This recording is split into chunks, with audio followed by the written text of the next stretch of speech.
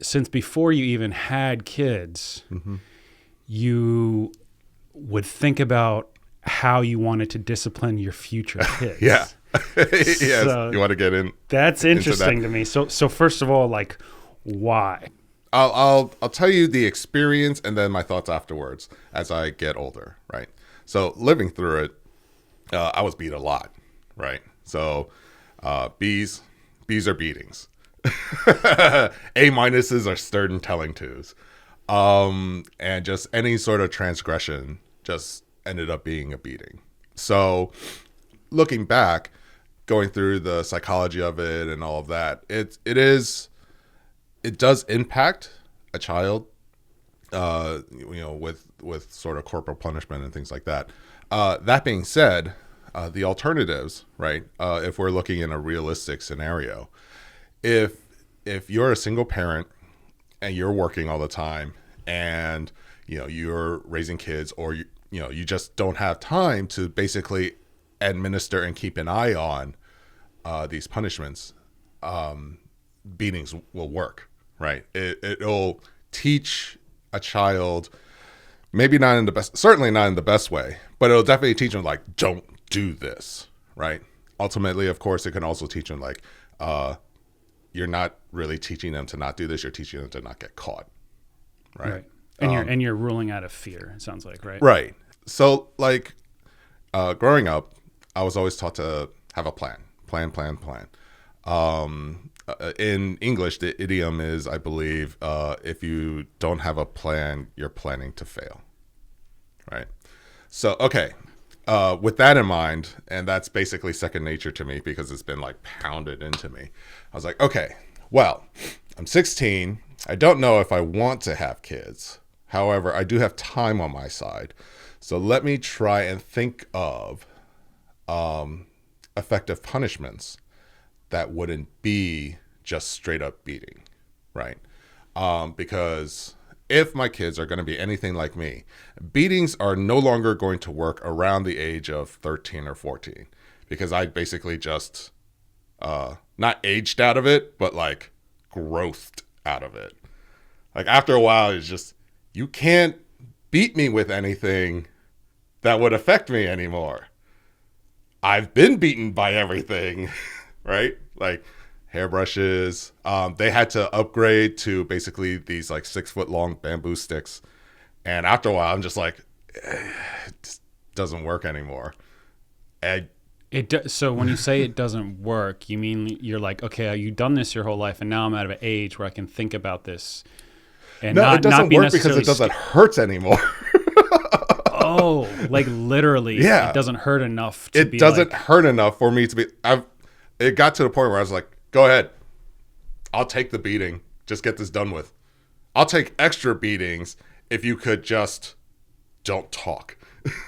And we'll get on with our lives. And so, like, I'm a big guy. And you're a big guy, too.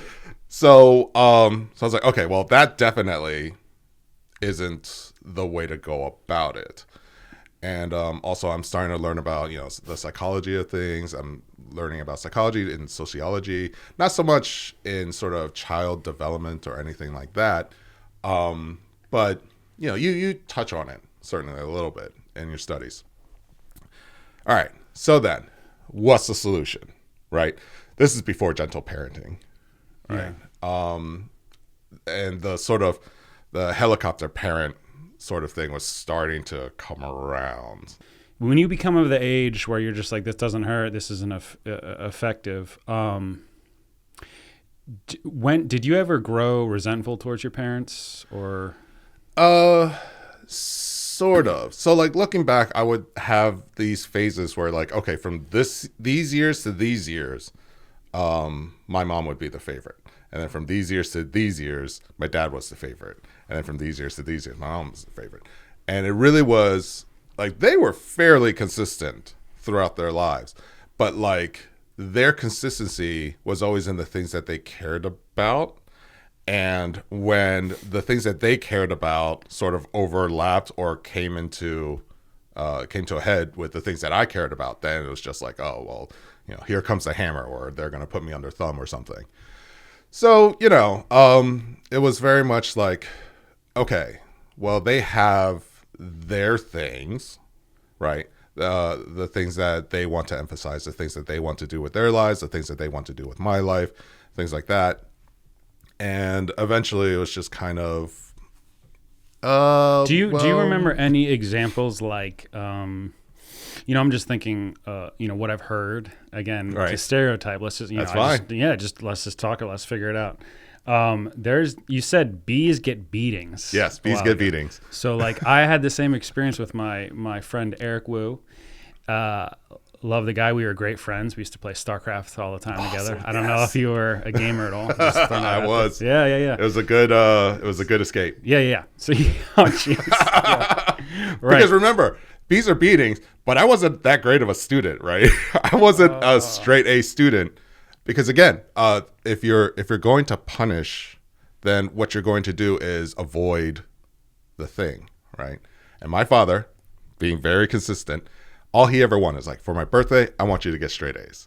For Christmas present, I want you to get straight A's. Like that's all he ever wanted. What do you think it is? Because I saw it. It was like it was very common to see a kid of Asian descent. Like Eric used to cry like once every month or two when he got a B. I mean, he was that straight A student, and he would cry, and we'd be like, and we just knew. We were like, oh, well, he just like gets in trouble or something. We never asked details. We were like, dude, what's going on? Like, you're good. Like, I just got a D. Like, you're like, what are you? So, I think it's like this, right? Especially with first generation being kids who were born here to like immigrant parents, right? There's a sort of like a trauma bond that all first gen kids have with other first gen people. Just as an example, my wife, first gen kid, immigrant parents. Her sister, also first gen kid, immigrant parents. Mary's first gen kid, immigrant parents. We're all like, okay, there's definitely something that like we sort of gravitate to. Now, what I think that is basically if you have to have a certain sort of mindset to be like, all right, look, everything that I've known, I am going to leave this place and go to this other place where I know nothing and nobody, with the exception of maybe like one or two people that may or may not include my parents. And that's it, right? And so there's a certain level of, look, kid, I left everything I knew to come to this strange place. You are not going to mess us up, right? Like there's a lot going on. And I don't know how much it is for other cultures, but in Chinese culture and a lot of Asian cultures too, it's like you don't have a retirement plan. You have children, right? And so I'm an only child. And so your children are going to take care of you. Yes. That's what you're referring to. Yeah, that's the expectation. Yeah. Right? You don't retire. Your kids just take over and set you up. Like they give you the allowance and all that. So I'm an only child. And normally in Western society, they're like, oh, you're an only child. You must be so spoiled. And I never really understood that until I met my father-in-law, where like, oh, I get it now.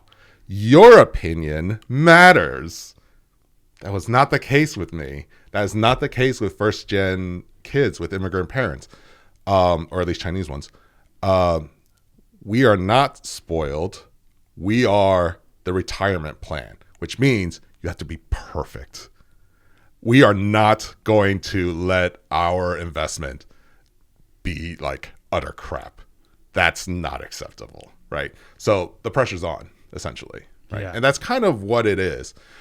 It's a little bit like, all right, I didn't leave homeland, the motherland, for you to come and be a slacker on the couch, right? Right. I didn't leave all of my friends when I was a kid for you to wash dishes. Not that that was like above anything, or not that that's a good job. I've washed dishes. I've washed toilets for free for my parents, for their friends, and Christmas. All right. It's like, oh, like man. Did they ever say, hey, like if you don't get good grades, you're gonna keep washing the toilets? That was just like, just like a. I mean, if you have any Jewish friends, Christmas comes around, what do? You get Chinese food, you go watch a movie, because that's all there is to do, right? And well, all right, if the Chinese restaurant's opened, it's going to be filled with people who are either, don't celebrate Christmas or are alone for Christmas, and at least they'll have people around. And so it actually gets busy, right? And you don't want to waste serving staff to clean toilets. So I have a friend who has a kid. You go clean the toilet. It's like, all right, fine. Wow. Right. Okay. So wait, so going back to when your parents moved here, do you ever ask them about that? Like, why did they move here? Or yeah, and it was basically my dad came here because the opportunities were better, right? They've actually, my family, every generation. This is in the 80s. When was this? My dad came here when he was 14, so that was the 60s. So it was kind of his parents. Yeah, his parents. Okay. So my grandparents, both of them, fought the communists in China and lost, naturally. So they fled to Taiwan. And so that's kind of where my parents grew up, right? My parents are first gen in Taiwan. And then as they grew up, we're like, hey, America seems to have a lot of opportunities. Let's go there. And so my dad, at the age of 14, brings his younger sister, my aunt, and his younger brother, my uncle, and by themselves, like, came over as children. Wait, what? I know. Because his father, my grandfather, was here already working. Oh. And his mom, my grandma, wasn't able to come yet because they couldn't afford it. So they just sent the kids. And then they were living with their dad. Yeah. Okay, yeah. But still, like, traveling. Yeah. My dad was like, we didn't eat anything because we were so scared that they would charge us food or money for it. And we had no money. So we didn't eat. I was like, damn. That's rough. Oh, young kid, doesn't know English, doesn't know how things are. Doesn't know English, traveling to America. Yeah. Man, that'll right. That'll like, build some character, I guess. My dad's had it rough. So props to him. Yeah. I give him a hard time, but props to him. So like when it comes to why a lot of sort of first gen kids and their parents have this sort of like harsh thing is because like they sacrificed a lot in order to get here, and if they were going to risk everything to come here for opportunity, what they don't want is for their children to not be able to take advantage of those opportunities, right? And the best way that they know how to do it, also it's a cultural thing too, in a lot of East Asian countries and a lot of like South Asian countries. I don't know about Southeast Asian. But it's basically like it's competitive, right? Those children who are able to test well and achieve get to go on to better things, and those who aren't get out of the way. The smart kids are going to do something. So education isn't like a given, right? Right. It's not that you won't be educated, but we're not going to put much resources in you. Right. You don't test well. And that is going from elementary school to middle school to high school. Once you're in high school, you're kind of set. But a lot of people send their children from the high schools to American colleges because American colleges are still very challenging, and so they'll learn more. Whereas a lot, and this is a general like wide brush, a lot of colleges in a lot of Asian countries are basically there for you to schmooze, develop like business resources, partners, and things like that in order to like, get your head start in whatever industry that you choose, right? Interesting. Partner up with other like-minded folk. Yeah, yeah. So going back to kind of another thing I've heard with Eastern Asian culture, right? I've heard kind of forcing your kids to do things whether they like it or not. Like Yeah. you're going to play the piano because I said so. Yep. And you're just going to, I don't want to play the piano. And then, no, you're going to play the piano. Not about what you want. You don't understand. This ain't about you, because there's a couple things, right? And every parent is different. But there is a sort of social aspect of it, right?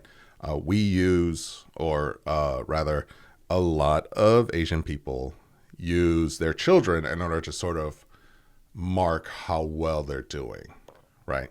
And so as a young person, I would hate when my parents went to a party with other Asians, because all I'm going to hear when they come back is so-and-so's kid does whatever, whatever, and so-and-so's kid is able to get whatever, whatever. Why don't you? And I kind of like throwing that back at my parents right now. It's like, oh, so-and-so is able to give their grandchildren this and that. Why don't you? I'm joking, of course, and they get it, but I still like throwing it back at them. But it's kind of like that, right? There's a sort of social aspect of, hey, how well are you doing? We don't do it through cars. We don't really do it through the houses that we have, because that's not what's important. What's important is how well your children are able to achieve. And so you have this sort of like tiger mom sort of thing where it's like, it's not about what you want. You're representing our family, so you have to achieve. And so there's certain things that are just like more prestigious. Yeah, we'll say more prestigious, right? Yeah. So like you could learn any instrument, right? So why piano and violin? Why are those like the top two, right? You can easily play drums and learn how to be ambidextrous with things and still know rhythm, still know notes and all that. No, because piano and violin are the more prestigious ones. Drums are not as like classy. Yeah, I guess. I don't know. I don't believe this though. I'm just trying to like put myself in their head. You're right. Like I've never heard of an Asian parent go, "Oh, my child plays drums. It's wonderful. It's so loud in the house." Sometimes guitar, but like that. Those are very sort of understanding parents who like, and they say things like, "Oh, my child loves playing guitar," instead of "My child is very good at playing guitar," right? Notice the difference. Interesting. It's very prideful. Very. Yeah. But it's also... I guess I bring this up because it's so, just in our, I guess, culture now, or maybe it's just like the times we're in. It's just a different time where like we would be like, that's child abuse. Why are you forcing your kid to do something they don't want to do? Because it's so interesting how it's different now. But it's also kind of like, and I mean, it was also the times, right? The 80s and the 90s, and I assume all the times before, like children were meant to be seen and not heard. We didn't really consider the mental well-being of our children. That's just kind of how the time was, and we grew up in that. And we're also growing into these like sort of expectations that our parents have for us, which is not unlike any expectation that any parent would have for their children, right? One day I want you to take over the farm, right? I'm a wood carver. My father was a wood carver. His father was a wood carver before him. You're gonna be a wood carver. So it's not so distant from that. It just manifests in a different way. Yeah, sure. Yeah. Well, let's go back to. I remember let's go back to the punishment. So you were. You said. I said you were. I think you said you were 16. Right. Is that when you started thinking about this stuff? Yeah. That's basically when it started coming around. And so it's basically, the idea was you have punishments and you have rewards, right? And you have positive and negative rewards. And you also have positive and negative punishments. Most people, when they think of punishments, it's just positive punishment. You're administering a punishment, right? Giving you a spanking or whatever. And where rewards are like, oh, I will give you something. Or a negative reward is, oh, I'll take something away from that, right? So knowing that, I was like, okay, there's probably something in the sort of negative punishment. I just to understand this a little clearly. What do you mean by a positive punishment? Like So the positive and negative thing is if it's positive, you're giving something. If it's negative, you're I got it, removing right. something. And the rewards, you give or take the rewards. Right. Okay, so the negative punishment. Go So ahead. negative punishment is like, okay, so what is that? And why isn't that something that we talk about? Why isn't that, is it because it's not effective, or is it because it's never been thought of before? Like we hadn't considered it. So I was like, well, what would a negative punishment be? It's like, oh, it's kind of like removing comfort, sort of, right? I was like, okay, well, what would be effective in sort of making a punishment that justifies the, whatever the transgression was, and what would have them learn to either do that or not do that anymore. And so I'll give you an example, right? I could not wait for my children to throw a tantrum. I was begging for it because I had a couple of things lined up, right? One, you should know about me, I have no shame. So one of the things was, if they threw a tantrum in the store, right? A lot of parents will be like, oh, no, don't yell, or they'll just leave. No, that's not good enough. If they threw a tantrum at the store, I would have thrown an even worse tantrum right next to them because they're throwing a tantrum. And I'm like, my child is unable to control themselves, and I will embarrass them in the store. And I am much louder than they are. All right. Wow. Yes. So what when you say tantrum in a store, like how would you throw a tantrum? I will just throw myself into the ground and do this and yell and all of that. And I will say, my child doesn't know how to behave. Ah! And that never happened, but I was willing to do it. Oh, so it I was never like, happened. It never happened. Oh, I thought it was going to no. happen. I was like, wow, you did that? I was going to ask, how many times did you do that? I would have. The thing that did happen, though, and this isn't useful if it's not in a store. So this is why I did it. My child threw a tantrum in a sort of private setting. All right. So this is what I had set up for if my child throws a tantrum in a private setting. We had a lot of blankets, right? Just big fluffy blankets. It's nice to have around the house. I hung those blankets up in their room, like on the walls, in preparation for this. And I was like, all right, you're throwing a tantrum, throw a tantrum. And they threw a tantrum. I was like, all right, keep going. I'm sitting there, I'm listening to them throw a tantrum. In the room. In the room. And the blankets are just to like deaden the noise for you. Is that what it was? No, it's to deaden noise for everyone else. For everyone. In the neighborhood. Like, I don't want to be inconsiderate to other people. I'm punishing my child. I'll suffer with them, but that doesn't mean everyone else needs to suffer with them. And eventually they get tired. And I'm like, no, keep going. And I made them yell and scream until they were hoarse. And I was like, no, you keep going. And so they're like, ah! I was like, you don't leave this room until you get all of that tantrum out. And so my daughter, who's older,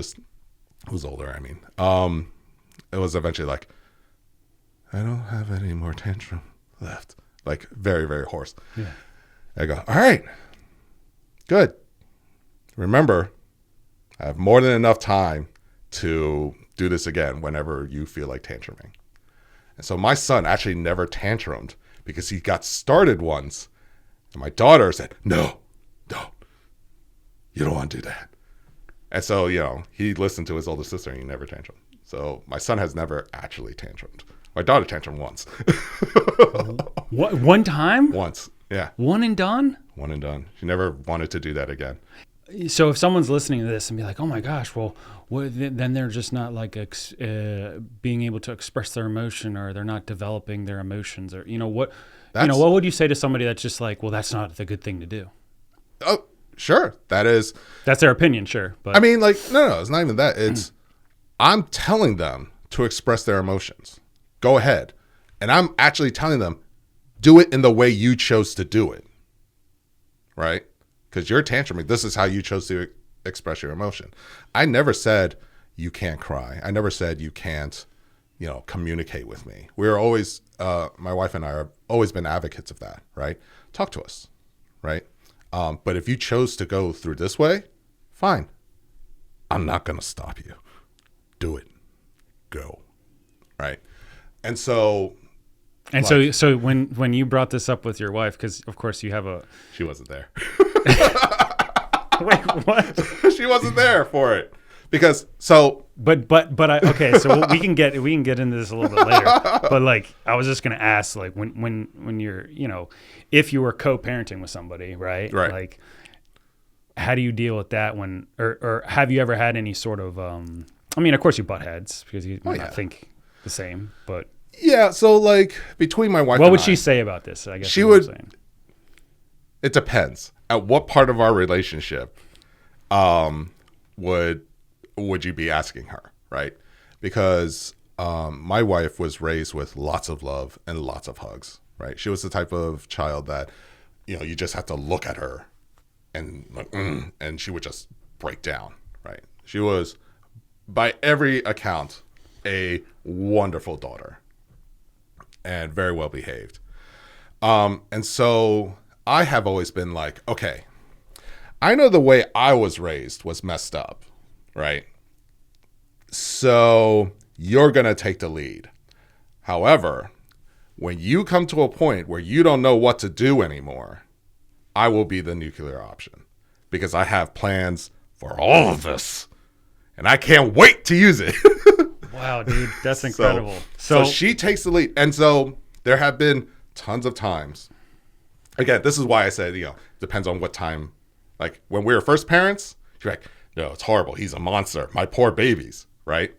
When they're like 5, 2, and like, okay, what he does works, right? And now she's kind of like, I know it will work, but I don't want to do it. So I'm like, okay, that's fine. It's her call. It's her show until she can't handle it anymore. And my kids know that too.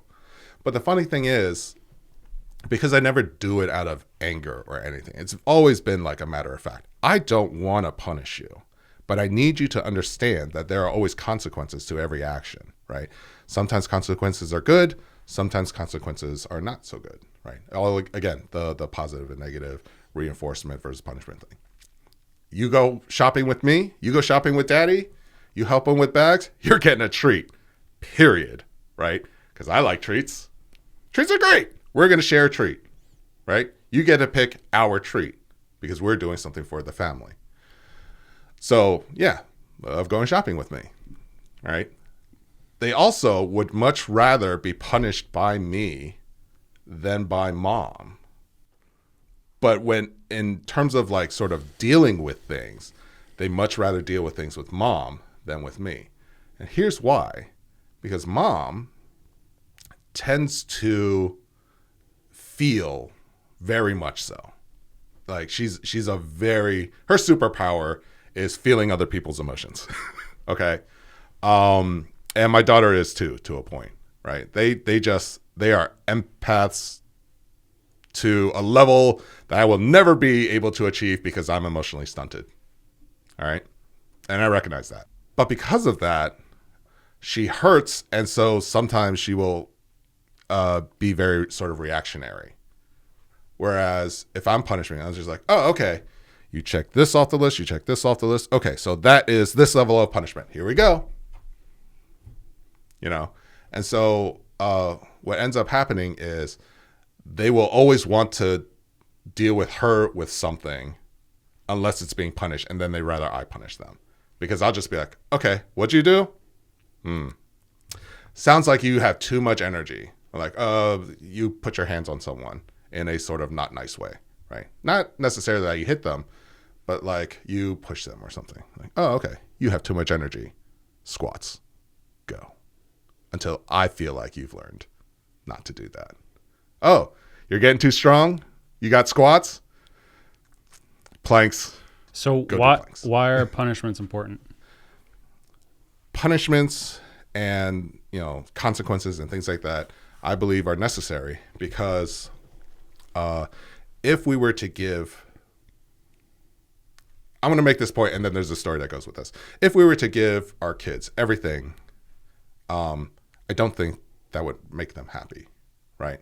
It's like spoiled kids aren't necessarily happier children, right? Whatever you're going to do, they're always going to create a sort of this is good and this is bad. It's just where it is in the sort of scale of life experiences, right? They're always going to be miserable at some point, and they're always going to be happy at some point. So the idea behind it was originally when my son was born. So I've been a parent for like 2.5 years. Yeah, how old are your kids right now? My daughter's 13, just turned 13. Woo. And my son is 10. I mean, I don't know. Are you at that point with your kids being 10 and 13 years old where it's starting to become more like you have to be a good role model rather than like lecturing or talking to them? My kids make me a better person, full stop. Because I definitely do things thinking that like this might impact my children. This might be a bad example for my children, et cetera, right? So like before kids, I would go and be like, man, having a rough day. I guess I'm going to go to a bar and find some drunk fool that's harassing some lady and pick a fight with them. And I won't feel bad about it at all, right? And I can't do that as a parent. That's not something that ought to be done, first of all. But like, it was something that I used to do. And like, problems would be solved. You think it's important to prioritize your spouse? Oh, absolutely. Over your kids? Oh, yeah. So it sounds like that's a difficult thing to do, especially for some mothers. It's fathers too. Both. Yeah. Goes both ways. Yeah. I think, and don't quote me on this, I don't remember where I heard this, but on the hierarchy of things, of your priorities as a parent, it's number 1, your health and safety. Number 2, your co-parents' health and safety. Number 3, your relationship with each other. And then number 4, your parent, the children, like your jobs as a parent, right? Why is that important? Because if you aren't good, you can't help anyone, right? If you have a drinking problem, you aren't going to be able to help them with anything. You're probably going to contribute to more problems, right? I'm not saying you have to be 100%, but you have to be in a state where you are good enough to help.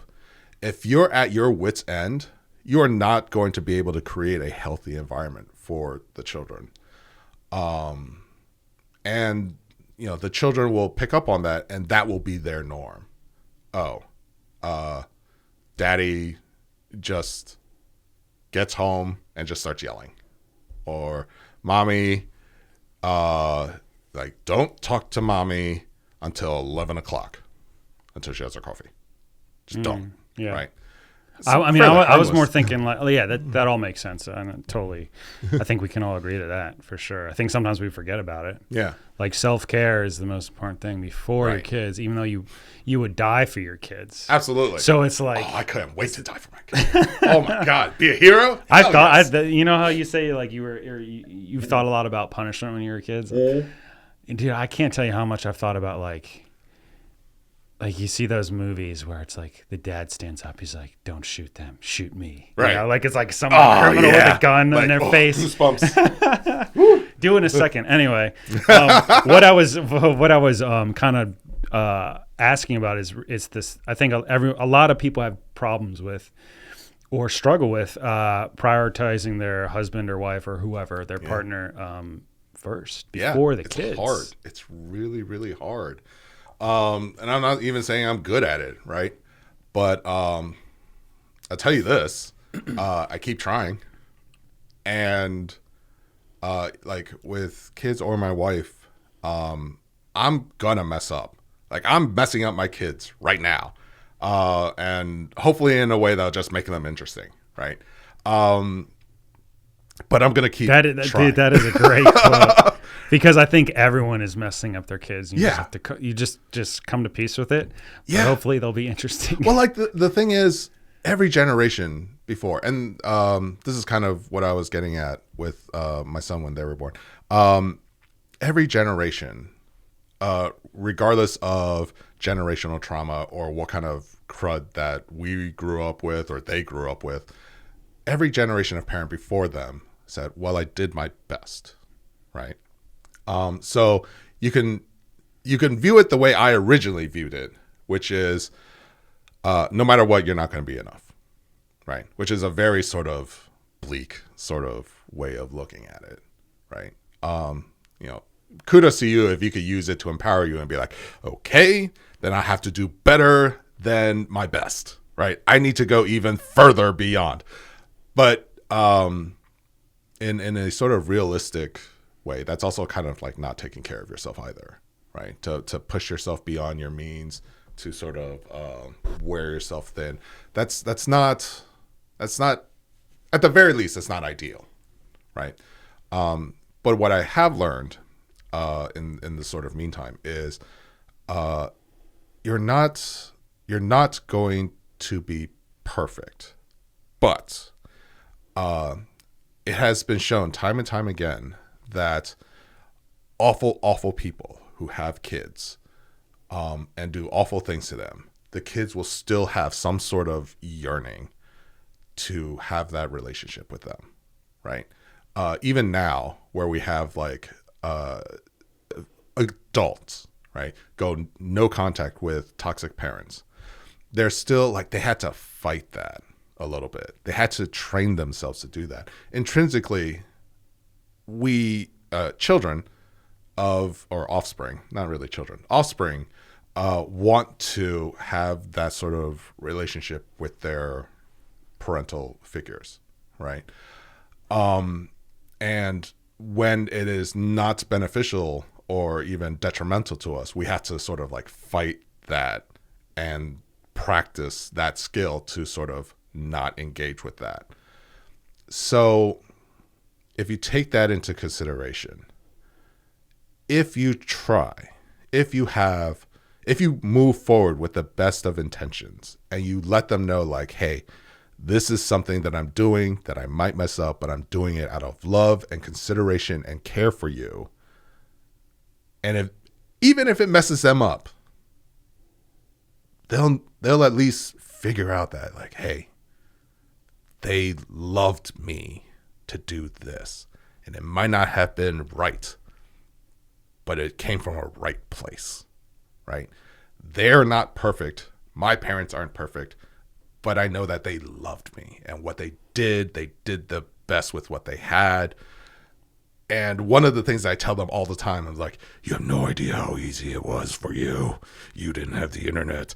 Instagram wasn't a thing. Instagram moms wasn't even an idea or a concept that you had. All you had to do was compare your children to your friends' children. And that was it. And it was a very small bubble. I have billions of people online. And look, when you were a child, or when we were children, and if I were female, you would make fun of me for the time that, oh, I got my first menstrual cycle and I was embarrassed. Like, you would make fun of me for that.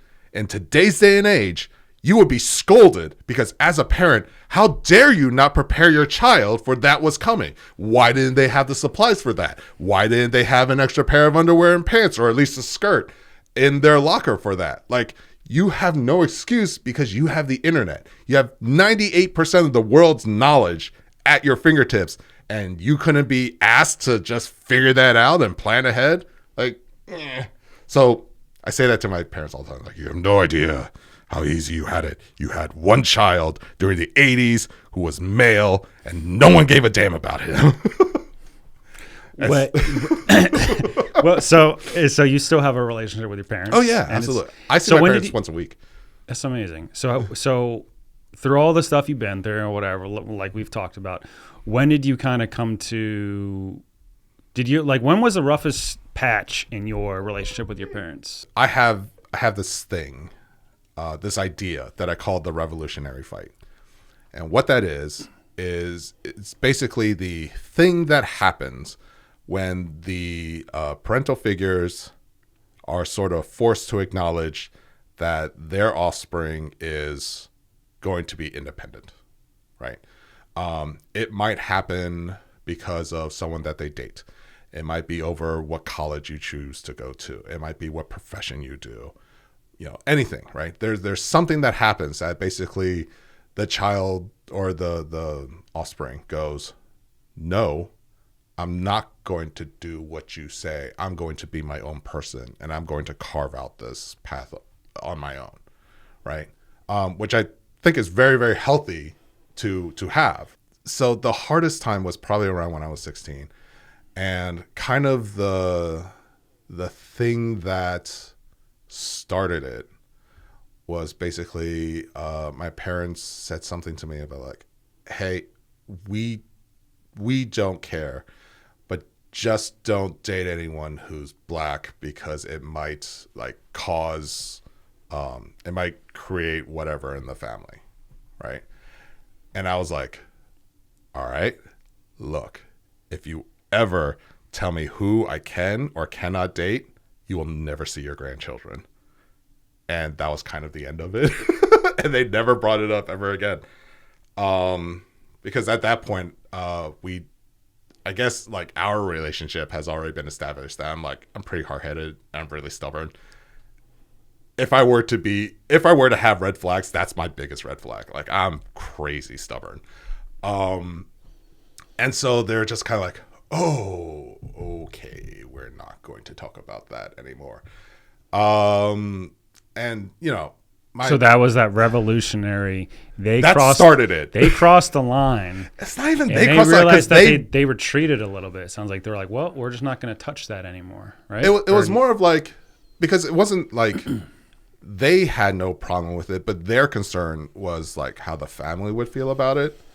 And the response was not in line for what their request was, right?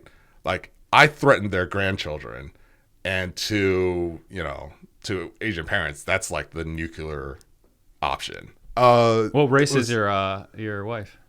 She's Jewish Egyptian.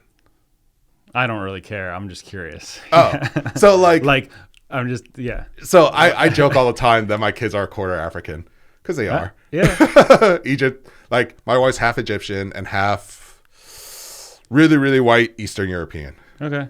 Right. And so my kids look fairly mixed. I believe I am mostly 100% Chinese, at least going as far back as like 4 generations. Yeah. To my knowledge. So sorry. Anyway, go back. So you're like, don't ever. Mm-hmm. Grandchildren, you'll never see them if you say that stuff again. Yeah. So like, and they were like kind of taken aback because it's a really big reaction to something. But I was also kind of, I guess, in this state of mind where it's like, I'm not hearing this. I'm not putting up with that sort of thing.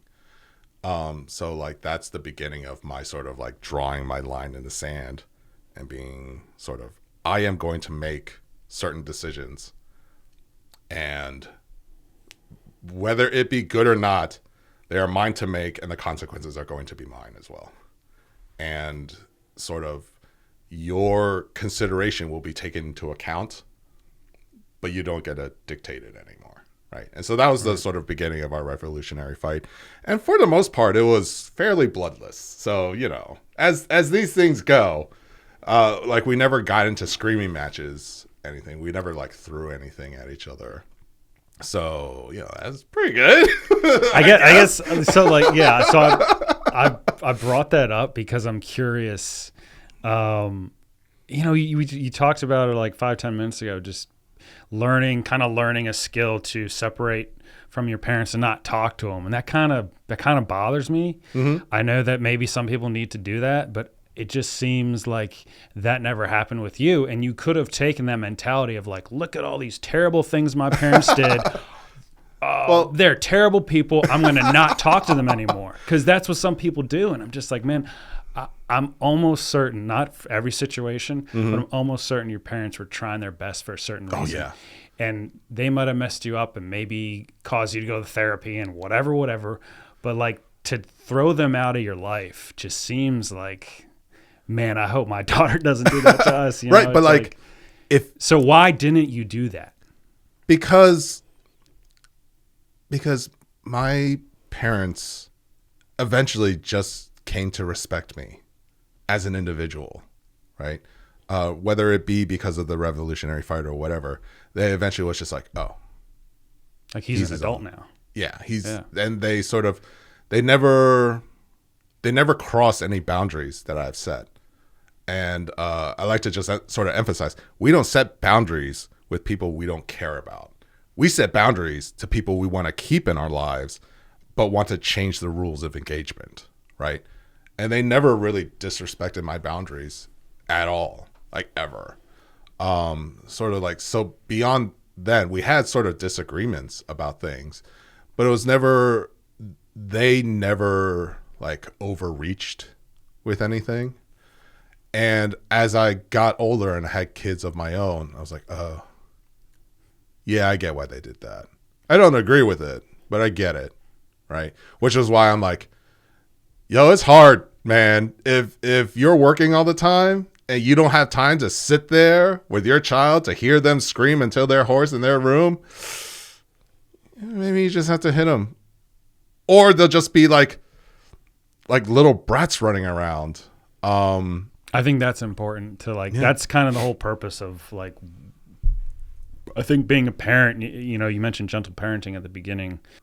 I think people get gentle parenting mixed up with like permissive parenting. That is true. So that's what I mean by like, yes, talk about your feelings, maybe give them some tools when they're not doing what you're asking. Like how many times do you ask? You know, there's all these challenges where you're just like, oh my God. You want to know how many times I asked for something?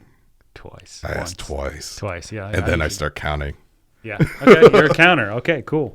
But the count isn't, I'm counting to 3. No. I'm counting how long this punishment is going to be. And so I count fast too. It's like, okay, come here. No? I said, come here. 1, 2, 3, 4, and they are booking it because they know this is either number of things that they have to do or minutes they have to do something. And it's not easy. And so, yeah, they come running. But I'm also like... But did you ever force them to do things they didn't want? Like going back to the, like, you must play the piano. You must play the... Did you take anything from your kind of a stereotypical background of, like, bees get beatings? I mean, obviously not that part, but, you know, like... No, because, again... I let my wife take the lead, right? Oh, right. Okay. Her parenting is love and whatever. And so you just have all these things in the bank. And then once in a while she comes. I am so ready. Just put me in, coach. And when she has, it's worked. What do you think the most damaging part is about hitting your kids? So, like, there would be a period of time where I wouldn't trust them afterwards, after being hit with something, because they're like, I don't know if we're done. Is the punishment done? Or like, you just got tired? Right? Like, are you going to, and another thing, and come back into the room? So like, there would be a period of time where like, I'm not really concerned about what that action I did was. It was, when is this like episode over, right? But to my parents' credit, they never hit me out of anger. It was also very matter-of-factly. It was like, oh, gotta be, that's 5. 1, 2, 3, 4, 5, right? It was like, all right, you know, pull your pants up, go shower, go to bed. So I think the sort of everything's a sort of gray area, right? If you're very emotional about it and there's no sort of rhyme or reason to it, yeah, that could damage your, like, how your child perceives you, right? If you're sort of very clinical about it and just sort of, okay, this is what happens when you don't do this, right? I feel like it sort of builds a sort of, if I know the rules of the game, then I can assess when it is worth it, right? Because there were definitely times where I'm like, this is worth 7 hits. I could take 7 hits for this. Okay, I'm going out, right? And so, like, thinking that way, I don't know if you want your child thinking that way, but that was sort of a result. It's like, what I'm really narrowing down on is like, why don't you hit your kids? Why didn't you? Why did you decide not to? Because I don't want to hit anyone anymore, right? I certainly don't want to used to hit guys at bars that were so much. Oh my God, so good too. Did you get in fights as a kid? Yeah, I did, because I was a big guy. Wow. Yeah. Do you think anything your parents or that was totally separate? Your parents? Oh no, Do you think it's because they were hitting you? It's like, oh, physical. Oh no, I was just bullied. Okay. And that was the way I figured out the best way to make that stop. Oh. Was to be like, okay, you're gonna bully me. You better stretch first, right? Because talking didn't work, ignoring didn't work, telling the teacher didn't work. So fine. Out of process of elimination, here it is, right? So that being said, no one's above an ass whooping. All right, like nobody. Like I would never want to strike anyone. So I don't want to hit my kids. But I won't say there is never a time where,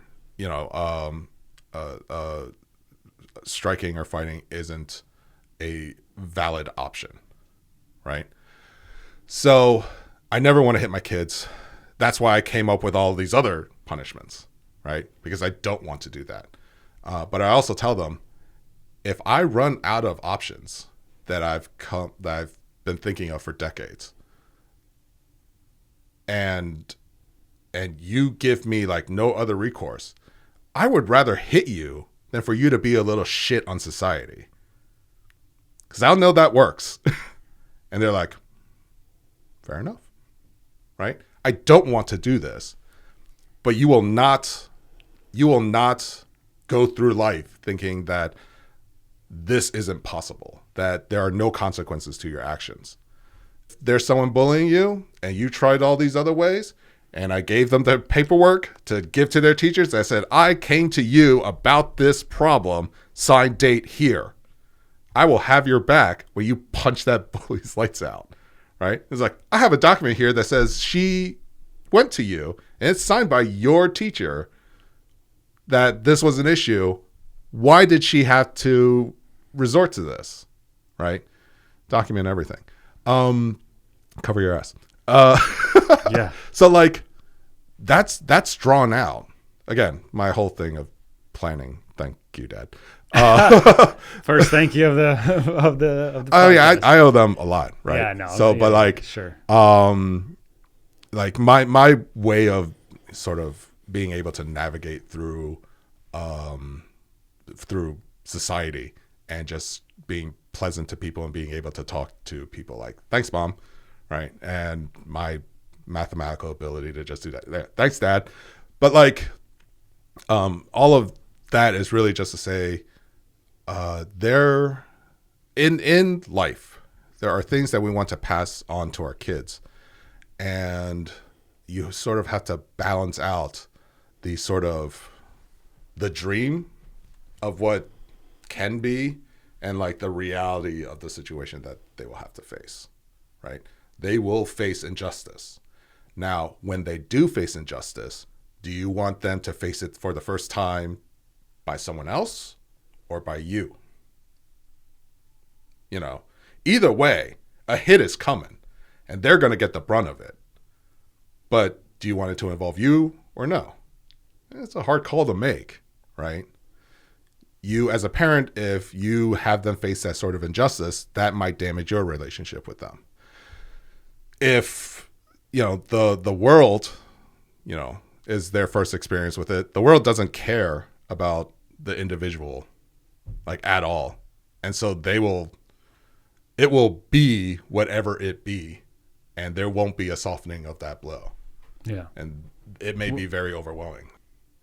What is your overall goal as a father? Like, what are we doing? What is the purpose? What are we doing? Because Great question. because you are in a point, you're always going to be your kid's father, but you're getting closer to the end of having the influence over your kids. Yeah. I'm closer to the end than I am the beginning, which is a frightening thought, right? But my goal of being a parent to my children is to do my best to have them be able to live a life where they can be prosperous, where they can feel joy, where they can be challenged, and where they can be productive. A lot of people sort of ask me, like, oh, are you going to want them to have grandchildren? I'm like, I don't know. Because, like, if the end goal of having kids is to get grandkids, it kind of seems kind of like it's over really, really quick, right? I certainly don't want their goal to have kids, right? That can be, something that you do, but your life shouldn't be over once you have children, right?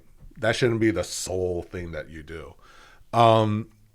So really, my job as a parent and what I want as a parent is basically to show my kids some cool things in the world, be able to spend time with them, and have them go and do something that makes them happy.